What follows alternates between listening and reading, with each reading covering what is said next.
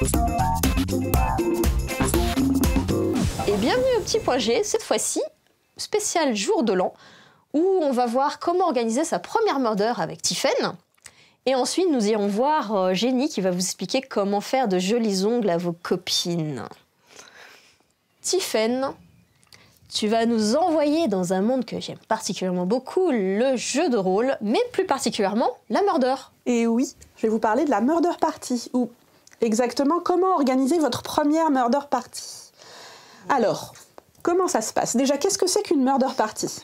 Une murder party, en fait, c'est un jeu de rôle, grandeur nature, qui se déroule sur une soirée ou un après-midi, où vous allez incarner des personnages qui vont avoir des objectifs à remplir. C'est-à-dire aller séduire un beau jeune homme. Par exemple, un beau jeune homme. Mais surtout, par exemple, si vous êtes le coupable du meurtre quand c'est une murder party, eh bien, vous allez devoir cacher votre culpabilité. Si vous êtes l'enquêteur, il va falloir découvrir qui est le tueur. Si vous avez besoin d'argent, il va falloir extorquer des fonds, faire chanter des gens, ou plein de choses aussi saines et formidables que ça. Non. Surtout pas avec nos amis. Non. Alors, comment organiser une murder party? Pour organiser une murder party, il faut 3 choses. Il faut un lieu, des joueurs et un scénario. Donc, les joueurs déjà, il faut 8 à 10 personnes et qu'ils soient sûrs de venir parce que, comme toutes, et oui, on pourrait, on n'est pas loin du nombre. Mais il faudrait que tout le monde vienne parce que pour une murder party, il faut être sûr que tout le monde vienne parce que les énigmes, en fait, sont toutes imbriquées les unes dans les autres et s'il manque un des personnages, ça peut totalement foutre en l'air toute l'histoire. Bon, vous avez vos joueurs. Et maintenant, il vous faut un lieu. Alors un lieu, ça peut être aussi bien, si vous avez un studio, c'est totalement organisable dans un studio. Si vous avez un manoir, c'est merveilleux. Moi, je viens chez vous, je l'organise, je viens. Donc, si vous avez un studio, si vous avez un 2 pièces, c'est bien, vous pouvez tout à fait organiser là. Ce qu'il faut absolument pour organiser une murder party, c'est au moins une pièce où tous les joueurs vont interagir et une petite salle à côté qu'on appelle la salle organisateur ou salle orga, où vous allez devoir faire vos petits conciliabules avec les joueurs. L'organisateur va souvent rester là et il va permettre, par exemple, il y a des fouilles virtuelles en fait, de salles qui n'existent pas. Si vous jouez dans un studio, par exemple, si vous devez... Oui, la fouille virtuelle. Non, la foule de pièces, on m'a dit, pas la fouille de Tiphaine. On ne fouille pas Tiphaine. Tiphaine n'a pas de secret sur elle. Donc, vous fouillez une pièce virtuelle, par exemple, la chambre de Robert. Et là, Robert, si jamais vous l'organisiez dans la salle, Robert, il n'est pas content qu'on vienne fouiller sa chambre parce qu'il a des secrets à cacher.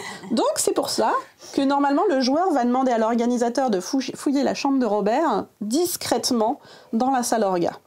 Bon, maintenant que vous avez votre lieu et que vous avez vos joueurs, vous pouvez trouver un scénario. Alors, vous allez me demander...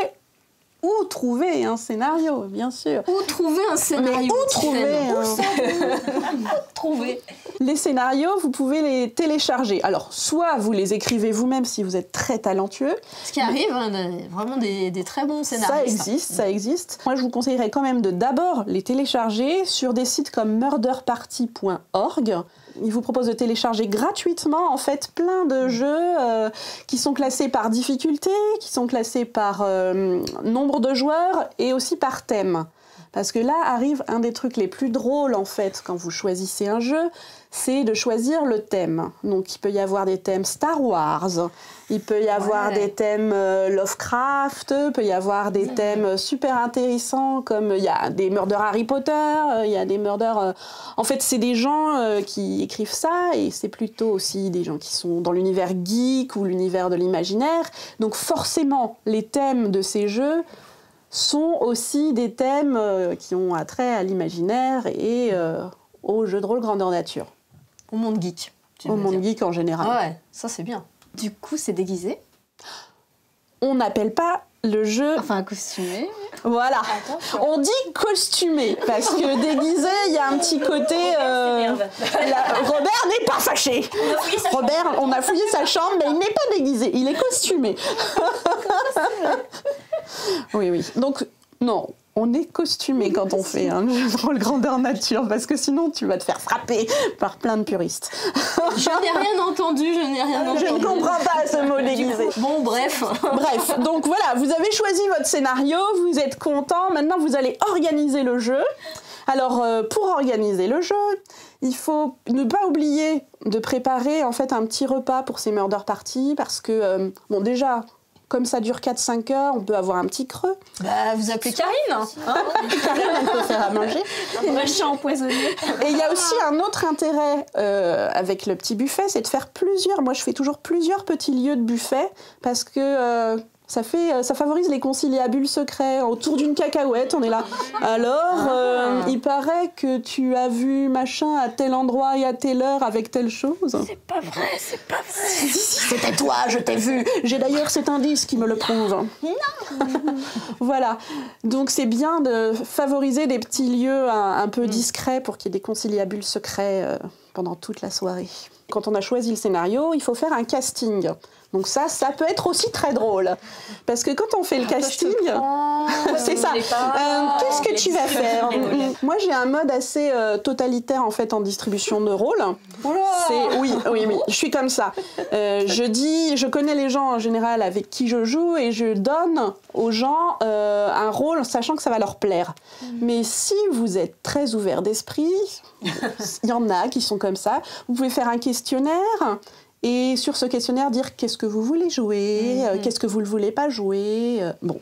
Et du coup, tu peux adapter un peu le scénario par rapport aussi... Enfin, oui, tu peux réécrire, mais au début, il y a des scénarios qui sont très simples à organiser et qui vaut mieux respecter, parce que dès qu'on modifie quelque chose dans une murder party, ça peut modifier plein d'autres choses, en fait. Donc, vaut mieux. Voilà, ou demander conseil au créateur de la murder, c'est peut-être mieux. Oui. Voilà, donc surtout, si vous organisez une murder party, vous pouvez aussi découvrir cet univers en allant à une nuit du huis clos. Il y en a souvent qui sont organisées, notamment à Paris, bientôt en février. Et c'est dans toute la France? Et il y en a dans toute la France. Il y en a eu il n'y a pas longtemps à Lille, il y en a à Lyon. Vous pouvez trouver ça sur les sites, par exemple, de la FEDGN ou d'autres sites d'associations de jeux. Et venez nombreux, parce que le Murder Party, le GN, c'est bien. Voilà. Et donc, vous pourrez découvrir vraiment la Murder. Si vous ne connaissez pas, c'est bien d'aller déjà découvrir une Murder pour en faire une. Et vous verrez, vous ne pourrez plus vous en passer. Voilà. Donc, merci beaucoup, Tiffaine. Jenny, tu veux nous parler de quelque chose de très intéressant pour nos amis hommes et femmes. C'est quoi? Le nail art. Alors, ça peut faire un petit peu peur aux garçons, mais c'est super agréable d'avoir une copine qui peut avoir son côté geek qui s'exprime jusqu'au bout de ses ongles sur des thèmes justement comme des Pokémon, du Star Wars, du Zelda, enfin vraiment tout, absolument tous les thèmes geeks, tout ce qu'on peut voir et connaître peut se faire sur des ongles. Tu veux dire que petit copain pourrait me faire des ongles geeks comme ça Tout à fait, pour une soirée en amoureux. Ça peut être assez original. C'est du vécu. Génie. Voilà, donc pour ça, je vais vous proposer 2 ouvrages.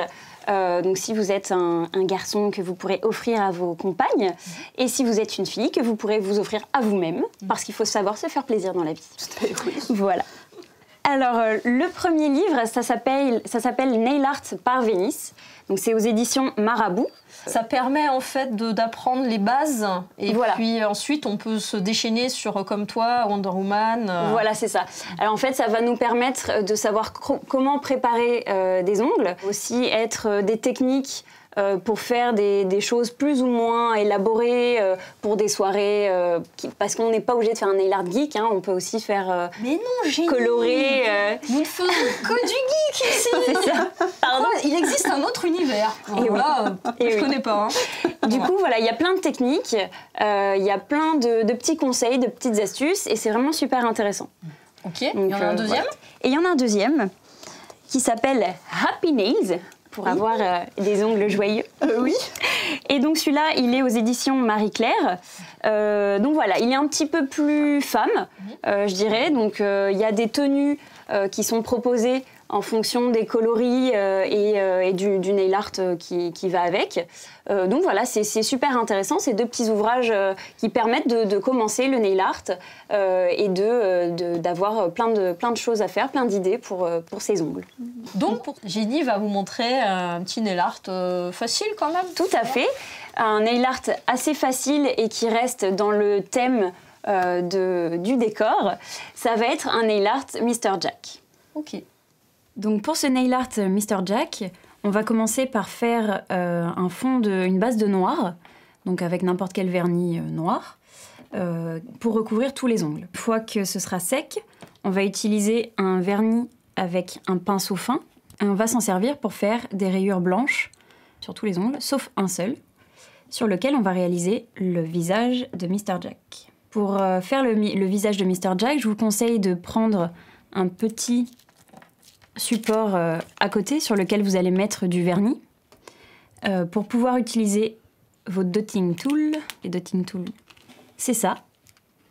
Il y en a de différentes tailles qui ont eux-mêmes une taille différente de chaque côté. Et ça va vous servir à faire des petits points ou des petits dessins sur vos ongles. Donc vous allez vous servir d'un dotting tool plutôt épais pour faire la tête de Mr. Jack. Et une fois que ce sera bien sec, vous allez utiliser un dotting tool avec une pointe plus fine pour faire les yeux, le nez et la bouche. Une fois que c'est sec, vous allez passer sur votre vernis un top coat. N'importe quel top coat fait l'affaire. Celui-ci sèche en 80 secondes, ce qui est assez pratique. Et ensuite, voilà, comme on peut le voir sur la main de Karine. Jenny, j'adore. Voilà. J'essaye avec un petit copain. Donc, oui. Déjà, faut trouver le copain pour faire les ongles. Avis aux amateurs. Merci beaucoup, Jenny. Y a pas de souci. Et sur ce, nous avons donc fini cette émission du jour de l'an. Et j'espère vous retrouver pour la prochaine avec encore des nouvelles filles et encore l'univers geek. Et donc, on vous dit une bonne année et à bientôt. Bonne année. Bonne année.